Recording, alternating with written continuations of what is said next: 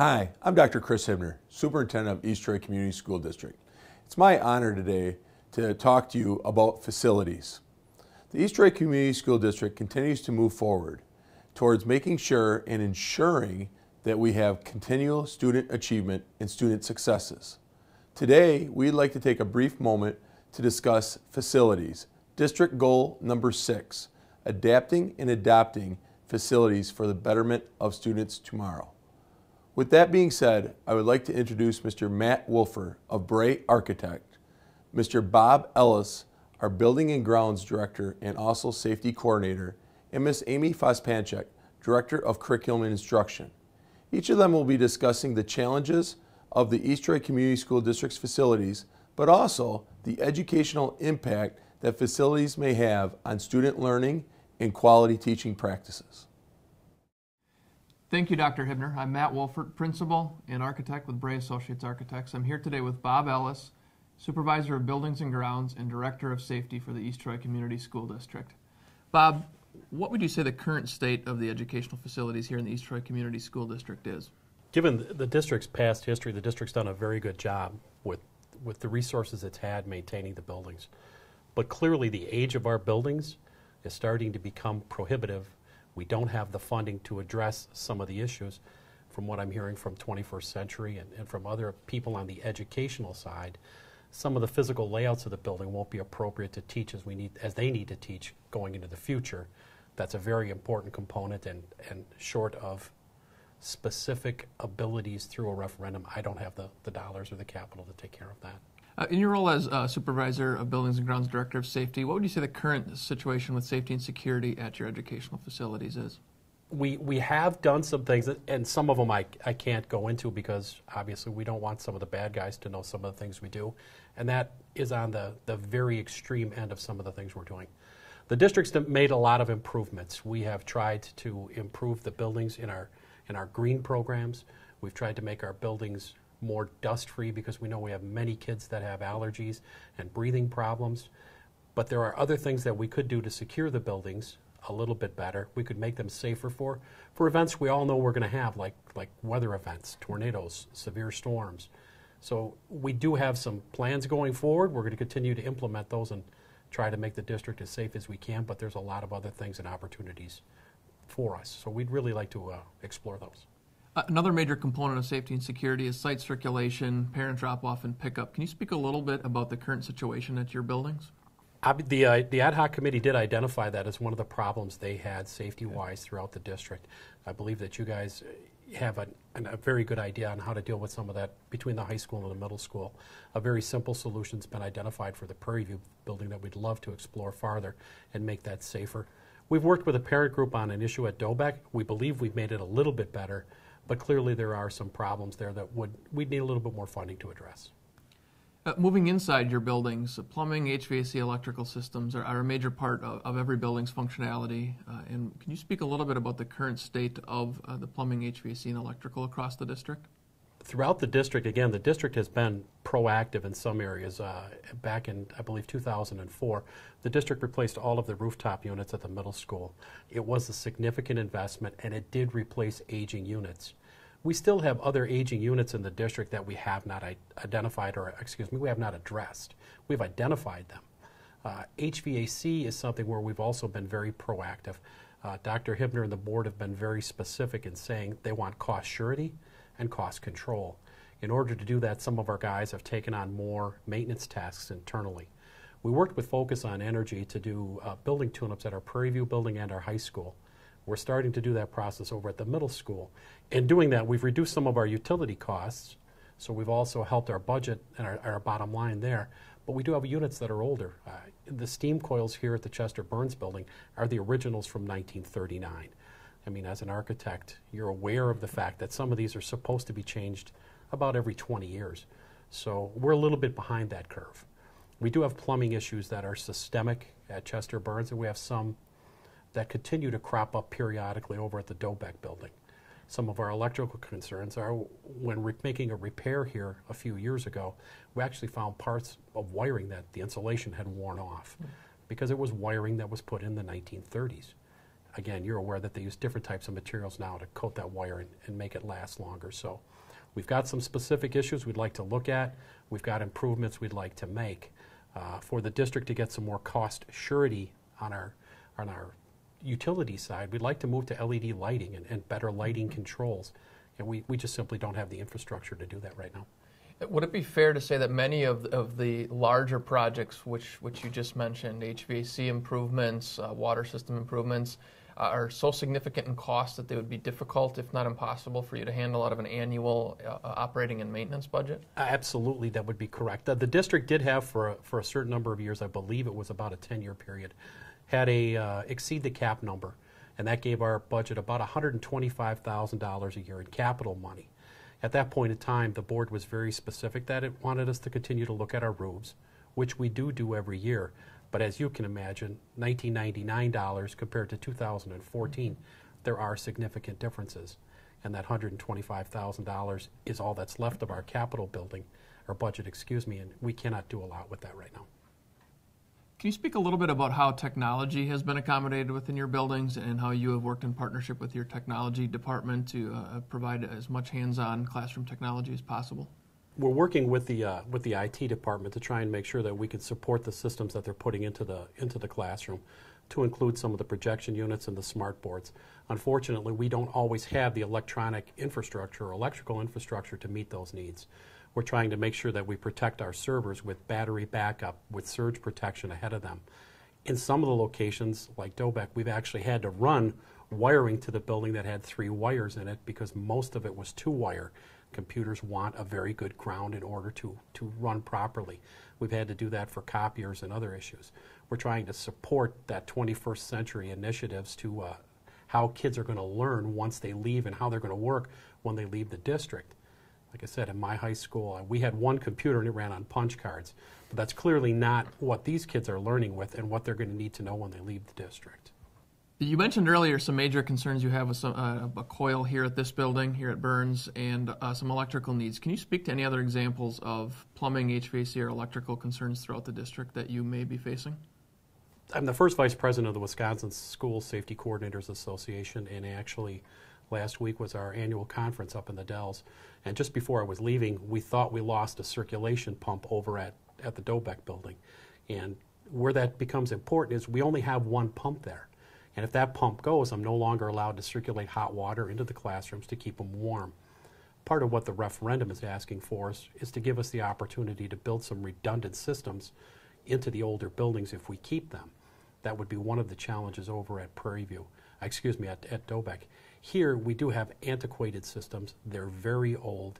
We have steam coils. I have a 2 million BTU boiler that I'm using to serve approximately 26 coils and a heat exchanger. And the longest runtime I can get on it is 7 minutes. It's very inefficient. We'd like to replace that with some hot water units. If we stay in this building, that would allow us to run it a little bit more efficiently. And again, go back to that board directive that they want us to be as efficient as we can to get that cost certainty going forward for the taxpayers. We've discussed HVAC quite a bit. Are there any specific electrical needs that you have in any of the buildings?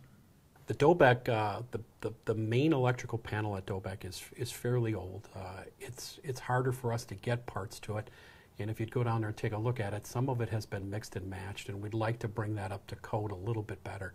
I'd like to get better electrical, like we talked about in the IT question, where I've got good grounding to each one of the classrooms. Each one of the classrooms now needs more electrical outlets than it currently has. The building was designed in 1950 where there were no computers, there were no TVs, there were no smart boards. All of those items are in the classroom now. In fact, some of the classrooms are grossly underpowered with the electrical portion of it. The high school, we've got a mix and match going on over there, and we'd like to be able to make sure that we can ground everything better to get the surge protection on it.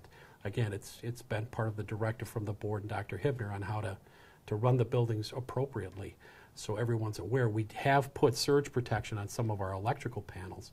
And in fact, last year, that surge protector took the hit at the Prairie View building when we had an electrical storm.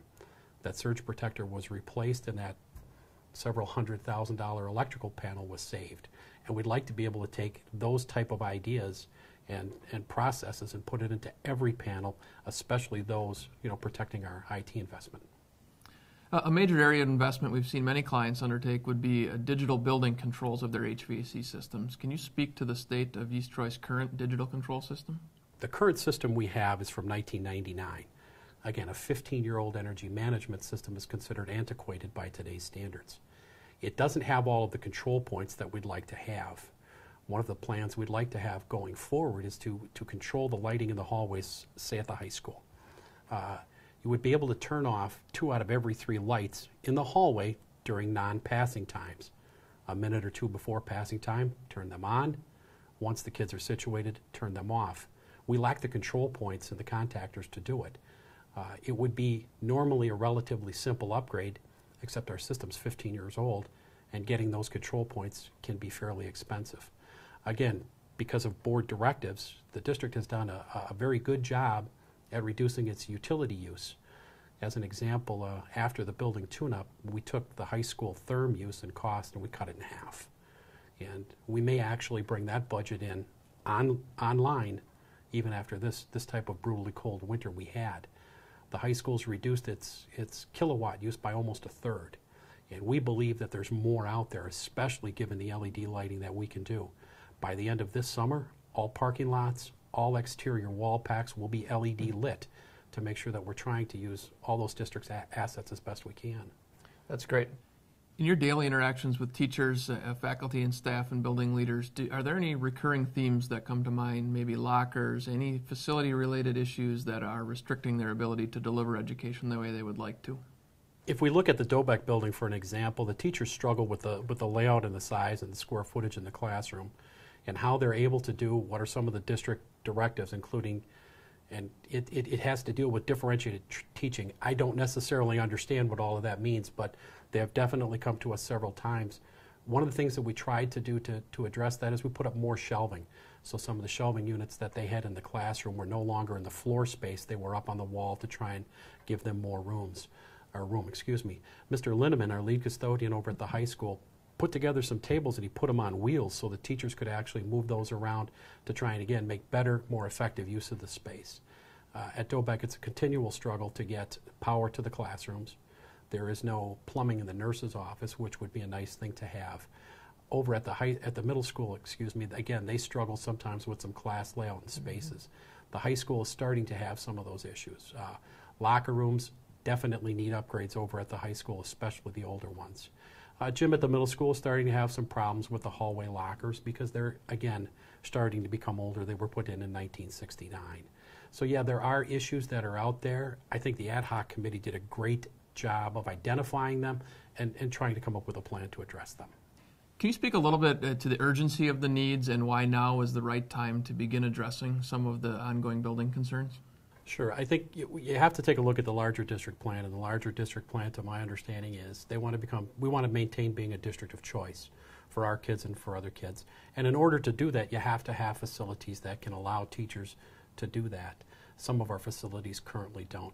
We have district initiatives on how we want to reduce utility costs and get the costs certainly not only for the district for budgeting and planning purposes, but also for the taxpayer. We have systems that are older. They are becoming very difficult to find parts for.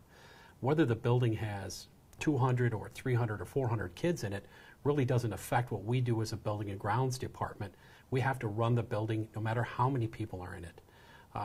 We view our job on the building and grounds end as supporting everything that happens inside the classroom space because that's where the business of the district takes place. We want to have first class facilities to make sure the first class learning that's going on in there is supported by the physical structures that we have. Thank you for all the time you've taken today. I know the community is really going to appreciate your insight on the current condition of the facilities. Thanks for the time. Appreciate it. Next, we're going to move forward and speak with district representatives about how the built environment affects the day-to-day education delivered within each of your schools here in the district. As mentioned, addressing our facility needs to maintain our facilities is very important. But just as important is addressing our facilities towards the enhancement of student learning and quality teaching practices. Thank you for joining us. I'm here with Amy Pantech, Director of Curriculum for the East Troy Community School District.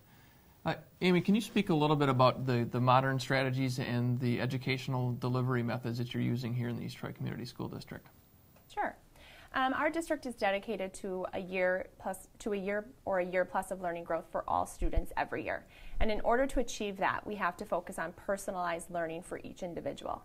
And that requires a flexible instructional practice and space for teachers to cater to individual needs. So we're really using a variety of instructional strategies, from whole group to small group to individual, student goal setting, as well as students taking the lead in their own learning right now. Amy, you mentioned personalized learning. Can you speak to that? Is it a K-12 initiative across the district?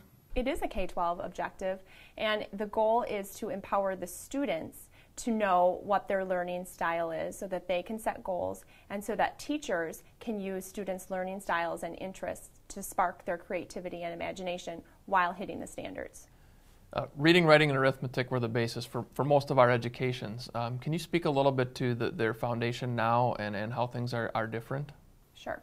While reading, writing, and arithmetic are still at the core of the skills that we need to give to our students, we also have to realize that we're preparing them for their future, for jobs that don't even exist right now. And as we talk to business owners and alumni, we have recognized that we need to further the skills that we are providing students with and allowing them to develop. This requires us to address problem solving, to give students the skills that they need to research a problem, to apply solutions, and to share that problem and the solution with others. And so while they need the knowledge of reading and math and science and things like that, we need to go a little deeper so that they can apply those concepts to new problems. Amy, can you speak a little bit about how facilities support or enhance learning and any areas you may be struggling right now across the district? We're struggling a bit with the facilities the way they are. Personalized learning requires flexibility for our teachers. So our teachers need space and layout in which they can change things up based on the activity of the day, or perhaps different groups of students. And so we're continually struggling with how to make that more feasible for our teachers so that they have areas for collaborative group work, quiet areas for reflective learning, and then areas for students to explore and research together. Amy, you described small group instruction. Can you speak a little bit about how that works within a school and how the built environment could better support small group instruction and small group learning? So small group learning is based on an instructional level where a teacher will get students together with the same need or focus for the day. And while that's occurring, all other students are working on their personalized learning goals at workstations or individually. And so that requires the students to spread out and be at different stations around the room while the teacher is at a focused group, probably at a table somewhere, but where she can keep an eye on what's going on with the other students as well. Amy, can you speak a little bit about some of the facilities that are working and are supporting personalized learning and some of the other initiatives that you are implementing across the district? I mean, we do have very creative teachers that are making our current spaces, work day to day. However, it's not allowing them to capitalize on their instructional strategies and their practices and their performance. We spoke a little with Bob about technology infrastructure. Can you speak a little bit about how technology supports learning and enhances learning within each of your classrooms? Digital media integration is one of our initiatives and our goals. And so our teachers are continuously looking for ways to use that technology to not only encourage students, but to allow students to explore on their own. And so that is an area that we know we are lacking in and also have to address. Teachers have smart boards available to them right now. A great variety of our elementary have smart boards. We have iPads in some of the classrooms. And so that is happening, but not to the extent we would like to see it happen to engage all students all of the time. Excellent. We often speak about special education and its impact on the building and on the educational environment. Can you speak a little bit about how the East Troy School District is handling special education throughout the schools? We're really working to get the special ed students in the classroom with their peers as much as possible, and that requires the special ed teachers to push in as well. And so oftentimes we'll have two teachers co-teaching or running different groups at the time, which requires a great deal of space. We need space for that. We do have special ed rooms that allow us to pull out when we have special needs for students that needs them to be out of the classroom, so we do have that. And in addition, with the whole RTI process that we're working on right now for identifying students with special needs, that requires us to administer interventions, which also goes back to the space because it's small group and individualized instruction. Can you speak a little bit about libraries? Libraries are changing, not as many books, more collaboration space, more technology. Can you speak to that and if there is value in investing in those solutions across the district? Yes, definitely. We're focusing on improving the library space that we have right now. A big challenge is the library at Dobeck right now. It is an open facility to the hallways, and the instruction that occurs in the library right now is oftentimes interrupted by the passing in the hallways or the doors slamming the lockers, things like that. So that is a struggle that we have. The other libraries, we're working really hard to increase the technology that's available, the books on tape, the Kindles, things like that. We're also looking to have a place for students to come work and do some reflective learning and to work quietly as groups and to also research more. So that's going to require more updated technology. You mentioned differentiated instruction. Can you speak to how that is being implemented throughout the district and how the physical environment and the typical classroom can better support that style of learning and teaching? We have workstations. All of our elementary use workstations, and that requires a lot of manipulatives, things for students to explore with. Our science program is very student-driven, so it allows students to experiment and to research, similar to laboratories that we would set up, but we also have to take them down and put them away so we can do other things. So storage is a huge factor, as well as the space to set different stations up for different abilities and different needs. Physical education is another curricular area which we've seen change throughout the state and the region. Can you speak to how the East Troy Community School District is handling physical education and where you see it going in the future? Well, for physical education, we're really focusing on wellness for our students and teaching our students how to be functioning, healthy members of society. And so that is changing. The equipment that we have to have and the instruction that happens in physical education is very different than it was years ago.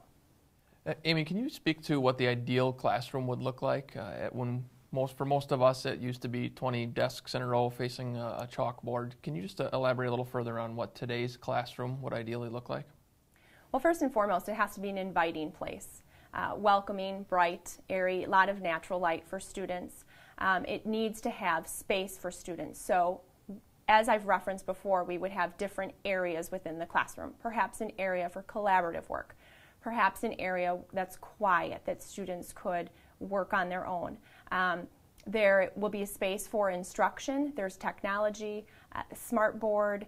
There are desks, but the desks have to be mobile. We don't put them in rows anymore. We put them in groupings, and those groupings change continuously. So we have to ensure that our environment can change with those groupings as well. Can you speak a little bit more about different trends from both the teacher's perspective and how they deliver education, but also from the student's perspective and how they're learning? Can you just elaborate a little more on that? We are just working to integrate the disciplines. There are challenges in doing so because we don't have the space to pull 2 classrooms of students together. We are using a lot of team teaching for our special ed and our regular ed teaming up. So we'll have a special ed teacher and a regular ed teacher, which allows students of all ability levels to be in the same room, getting the same instruction, but then breaking up to meet their individual needs. Team teaching is something we would certainly like to explore, but our facilities need to be able to handle that. Art and music are a major part of kind of creating a well-rounded student, and I think it's something that everybody has fond memories of. Can you speak to your current physical environment across the district? Do you have a dedicated art and music classroom in all the buildings? Are they sufficient spaces? Could they use some improvements? There are rooms for art and music. However, I don't know that they're outfitted the best for each discipline. At Dobeck, it's simply a classroom with a piano.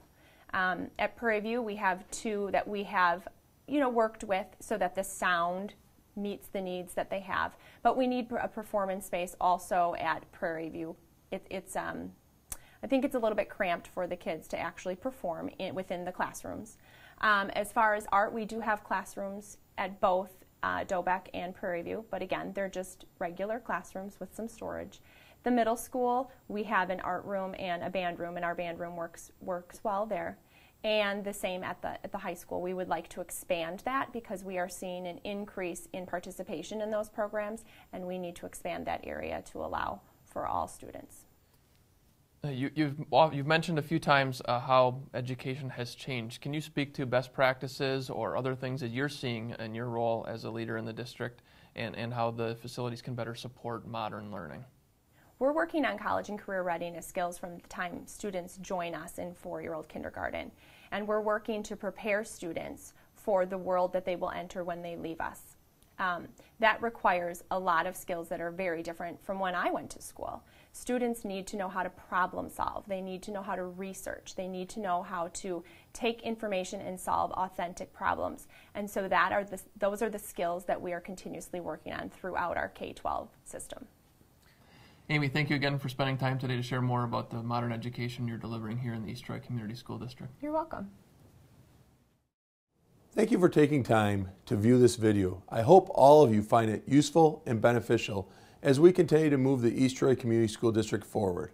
If you have any further questions, always please feel free to contact us at the East Troy Community School District or visit our East Troy Community School District website at www.easttroy.k12.wi.us. Thank you.